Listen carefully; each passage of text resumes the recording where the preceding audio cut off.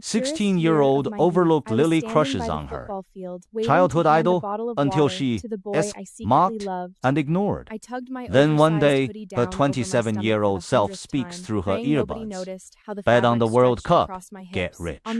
Ditch your useless dad. Build your empire. She quits people-pleasing, destroys bullies, kicks out her deadbeat father, and turns Tony Sharp into a cross-border beauty giant using future intel. When the time loop ends, she takes off the earbuds and sees a confident woman in the mirror. She realizes her savior was never aprons. It was the future version of herself who came back to fight. Maybe today he'd actually smile at me. Maybe today the size of my body wouldn't be the first thing he saw. I was just about to hand him the water. Then a rusky, familiar voice crackled through my earbuds. Don't do it! I'm you. 10 years from now, Jake gets arrested tomorrow for jumping someone in a gang fight. He ends up in juvie. Get back to the chem lab right now. If you don't finish memorizing every reaction formula on that sheet today, I will make your life a living hell. And tomorrow after school, go to the lottery shop on the left outside the school gate. Put money on Germany beating Brazil 7-1. This is your only shot at escaping this dump. I nearly jumped out of my skin. The voice was me. Actually, this voice was older, leaner, harder, not just from the body, but from the soul. The next second, Jake was already jogging towards me, pulling off his helmet, reaching for the water. I quickly twisted off the cap and chugged a huge gulp myself. This water's mine, not for you. I've got a chem lab to finish. Gotta go! Behind me, everyone burst out laughing. Maybe try fitting into a normal desk first! I didn't turn around. I just walked. The smug look on Jake's face frozen solid. He tossed the football aside without even looking where it landed and sprinted after me. Lily, are you out of your mind? Since when do you care about chem lab? His eyes flicked down to my body for just a second. The one that said, "Girls like you don't get to want things." I flinched at his voice, the heat still lingering on my cheeks. But my feet obeyed the voice in my earbuds, and I turned and walked straight toward the school gate. I could feel people watching. I kept walking. Jake caught up in 3 long strides and snatched my wallet right out of my back pocket. Go play scientist then. I'm taking this. Chloe wants to go to the mall after school. I told her I'd cover it. Chloe. Size 2, blonde highlights, daddy's credit card, the kind of girl whose body never needed a hoodie to hide behind. He saw the stunned look on my face and let out a short, mocking laugh through his nose. Don't give me that look. No offense, Lily, but you can barely pass a pop quiz. You think you're gonna handle AP Chem? You'd blow up the whole lab. What he really meant was, girls who look like you, who are as dumb as you, don't get to dream at all. He didn't look back once. What just happened was too surreal. My head was buzzing. Jake and I had been neighbors for over 10 years. We grew up together. When I was 8, he chased off a stray dog that cornered me in the alley.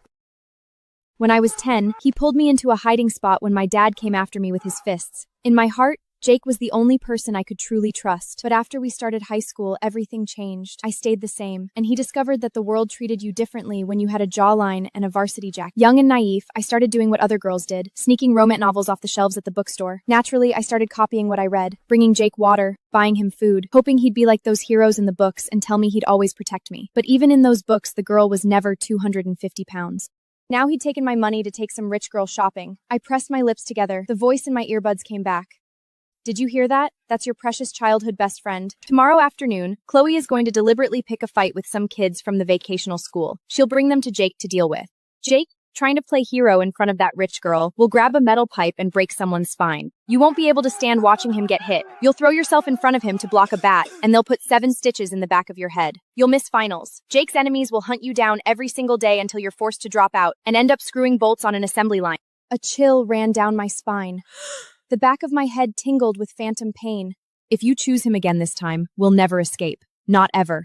You'll stay fat. You'll stay broke. You'll stay invisible. Forever. My blood ran cold. I clenched my teeth.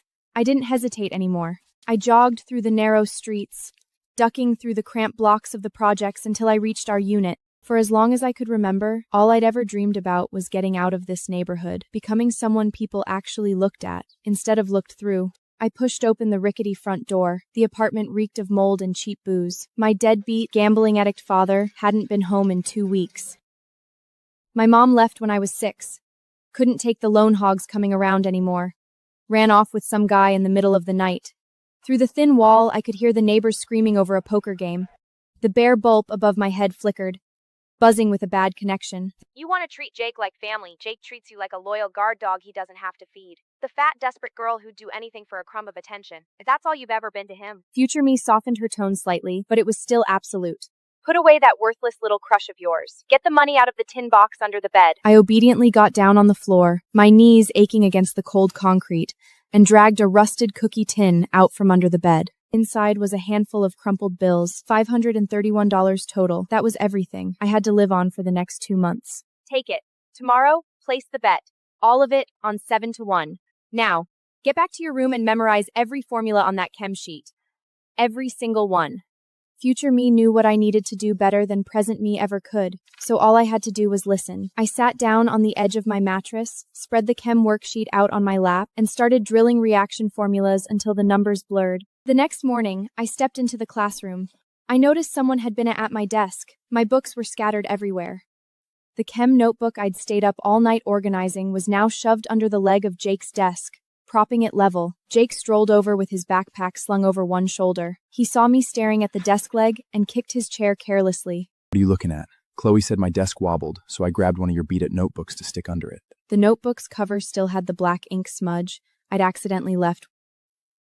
I tried to ignore the sting in my chest. I crouched down, yanked the notebook free, and tossed it straight into the trash can.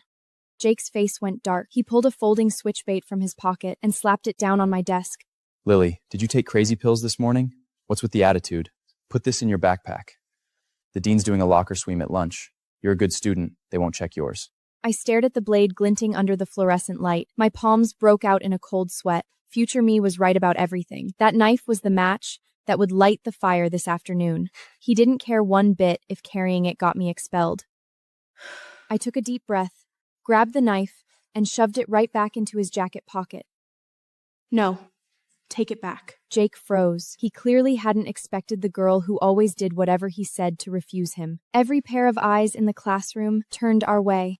Jake's face went red. He grabbed my collar, voice low and vicious. Who the hell are you to say no to me? You're 250 pounds of nothing. No mom, deadbeat dad, no future. Without me, you don't exist. He shoved me back, kicked over the trash can, and stormed out. I straightened my collar and looked back down at my chems worksheet. My pen scratched clean lines across the page. I felt sick, that hollow, rotting feeling of realizing you'd poured a decade of love into someone who never deserved a single drop. But underneath it, something stirred, small, hard, like a seed. The voice in my earbuds had gone quiet. She didn't need to say anything. We both already knew. When the lunch bell rang, I slipped out the school gate while everyone else headed for the cafeteria. 300 yards to the left, a rundown sports betting shop, hazy with cigarette smoke. A few guys in stained tank tops yelling at the TV on the wall. I fidgeted with the hem of my hoodie, the crumpled bills in my palm damp with sweat. The voice came through, steady and calm. Don't be scared. Walk up to the counter. Put the money down. I squeezed to the front and slapped the cash on the glass. World Cup, Germany versus Brazil, 7-1. The guy behind the counter, heavy-side, bald, cigarette hanging from his lip, looked up. Semifinals. Brazil's the home team? 7-1? You think this is varsity versus middle school? Blowing her lunch money on a fantasy. Go buy yourself a coffee. $500 won't even make a ripple. The back of my neck burned, but the voice echoed in my ear. This is your only shot at escaping this dump. 500 on 7-1. Print the ticket. Fine. Your money. Just don't sit in here crying when you lose. I took it with both hands, folded it neatly, and tucked it into the innermost pocket of my hoodie, right against my chest. That afternoon, back at school, I stopped at the corner of the hallway. Chloe was wearing a hemmed-up plaid skirt, her hair curled in loose waves, holding an iced berry drink. Jake was leaning against the wall talking to her. All the irritation disappeared from his face. He was practically smiling, eager even. Chloe poked Jake's shoulder, her voice sweet and pouty. That bleach blonde kid from vocational school was staring at me yesterday. It was so gross. Jake, didn't you say nobody messes with you around here? That guy's nobody. Don't worry. I'll corner him behind the field. I'll break his legs. Chloe poked Jake's shoulder. That's what you said. If you chicken out, don't bother talking to me again. I stood there watching, my stomach turning with a physical wave of nausea. So the bleach blonde kid from the vocational school hadn't actually done anything to Chloe. Chloe was just bored. She wanted to watch two dogs tear each other apart for her entertainment. And Jake was happy to be the dog that performed for the rich girl's amusement. I looked away, turned around without hesitation, and walked back to the classroom. Jake wanted to jump into hell. I wasn't going to reach out and pull him back. Last period was study hall. Suddenly, shouting erupted from outside the window. I could hear the dull clang of metal on metal. Students in class craned their necks to see. Holy shit, Jake's fighting those vocational school guys. Is he insane? 1 against 5? And he's got a metal pipe. I sat in my seat. My pen paused for just a second. The voice in my earbuds came right on time. He broke the bleach blonde kid's barn chat pipe, Trying to show off for Chloe. The cops are 3 minutes out. Chloe's driver is already picking her up from the back exit.